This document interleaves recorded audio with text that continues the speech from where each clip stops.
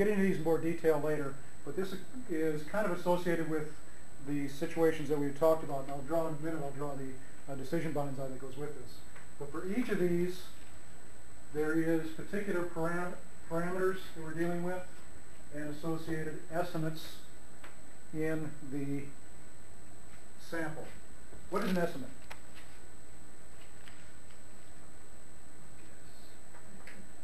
It's a guess. An estimate is just a guess. Okay, so we're going to take the value that we calculate from the sample. That is our best guess. Hopefully it's an educated guess. Okay. So for this, P hat, here it is P1 hat minus P2 hat.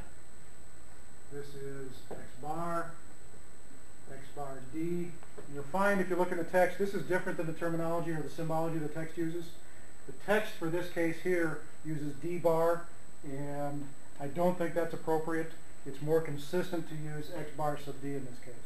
So I will use this in general. If you use a D bar, I'll know enough that that's what you mean because it comes from the text. But in general, I'll try to use X bar sub D here.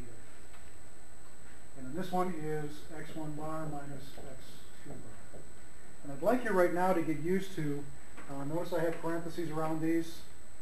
This says parameter up here, not parameters. It is a single value. For example, right here, I don't care what P1 and P2 are. I don't care what their values are. All I care about is the difference between them.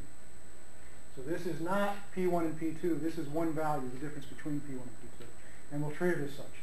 And there's a couple places where, particularly confidence intervals, where if we don't keep the parentheses around this and make sure that we take this difference first, we end up with the wrong value. So get used to using the parentheses on these.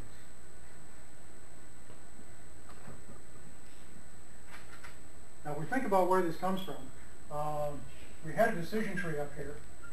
That decision tree started at the root with the response variable. For a categorical response, we looked at the number of levels in the explanatory or the number of groups of data that we're looking at. We could have 1 or 2. In the case of 1, that's a single proportion. In the case of 2, it's the difference between two proportions. So this would be a case where we're looking at a proportion across the entire population. This might be looking at the difference between the proportion amongst males versus the proportion amongst females, or some other kind of categorical identifier that splits it into two different groups. For a quantitative response, we again look at the number of levels in the categorical or the number of groups of data that we're looking at. For just 1, we're dealing with a single mean. For 2, I'm going to add something a little bit different here. And don't worry too much about this right now. What this says is paired. If this is paired data, that's going to be case 4, use of D. And if it is not paired data,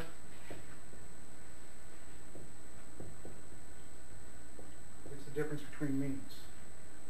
So to relate this back to here, this is module 1, this is module 2, this is module 3, this is module 4, and module 5.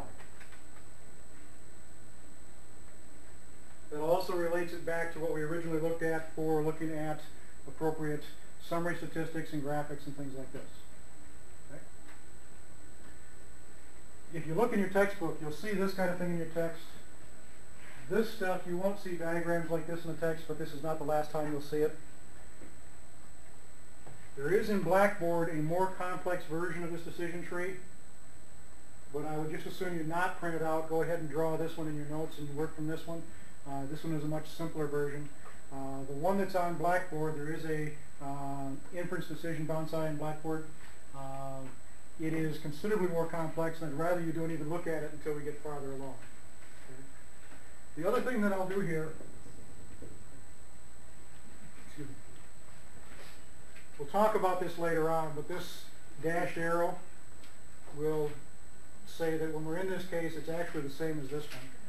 And in particular, what I want you to do right now is, once you get this drawn in here, put it next to that one. We're not going to talk about that until after the midterm. So after the midterm, we'll get to this. The reason for putting it here is that it's in this section in Chapter 9. And if you actually are going in and reading this section in Chapter 9, you're going to wonder where the 4 went as I skipped to 5. Well, this is where it went. It's this stuff in here that we're going to skip over until after we come back to it later on. That's also true here as well. So case number 4, we will not look at until after midterm. So if you have a quantitative response or a quantitative value that you're looking at, and you're looking at 2 sets of measurements, if it's 1 set of measurements, we're in this case. If it's 2 sets of measurements, we're over here. We'll make it more complex when we get after midterm time. Okay. That's pretty much all we wanted out of those 3 sections. We'll see a lot of this repeatedly as we get into more details. A lot of what we're going to do as we go through the semester. By the end of next week, I think next week we talk about an introduction to confidence intervals and hypothesis tests. That pretty much gives us the basic idea for everything we're going to do for the whole semester. Everything from that point on is just filling in details. Okay? So we're getting very close to the point of actually seeing everything we need for the semester. Shy of a fair amount of details as we go into these individual cases. Okay? Questions? This probably doesn't make a lot of sense right now, but get the pictures down, get the relationships down. The keys here is recognizing when things are parameters. They are parameters when they are measured for a population or every possible individual. Statistics are things that are calculated from samples. So if you're working with a subset from a population, that's a sample. What you're dealing with is a statistic. Remember that parameters are constants. They do not change. Statistics change with every sample. Okay?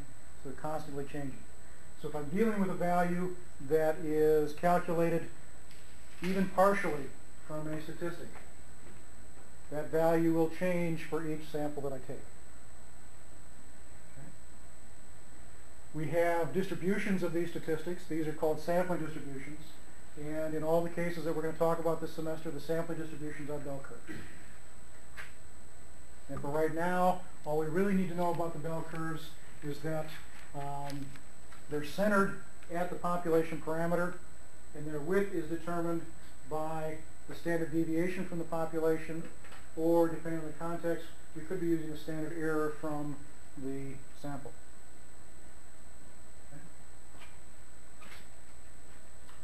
With that, what I'll do is give you about 10 minutes here.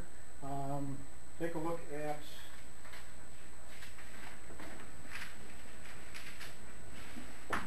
(9.6), 9.12, 9.25.